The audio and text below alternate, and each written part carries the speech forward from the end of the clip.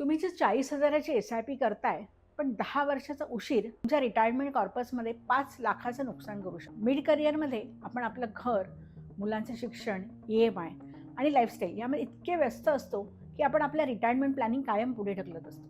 पण हीच सर्वात मोठी आर्थिक चूक ठरू शकते. वयाच्या 35व्या वर्षी तुम्ही जर 40,000ची SIP सुरू केली आणि 12% परतावा मिळाला तर रिटायरमेंट कॉर्पस तुमचं जवळपास 7 करोडचं होतं.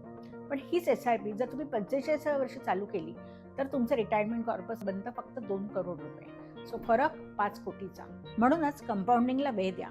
तुम्हाला रिटायरमेंटसाठी किती पैसा लागणार आहे हे आजच ठरवा. महागाई, वाढतं लाईफस्पॅन, वैद्यकीय खर्च आणि तुमची लाईफस्टाईल यांचा विचार करा. EPF, PPF, NPS आणि इक्विटी म्युच्युअल फंड SIP यांचा योग्य समतोल ठेवा. आणि एक लक्षात ठेवा, रिटायरमेंटसाठी केलेली गुंतवणूक सुट्ट्या, हाऊसमौज यासाठी कधीही वापरू नका. कारण रिटायरमेंटची योग्य वेळ ही उद्या नाही, आज आहे. आणि तुम्हाला आमचा व्हिडिओ कसा वाटला आम्हाला नक्की लाईक, कमेंट, शेअर करून सांगा आणि आमच्या चॅनलला सबस्क्राईब करा.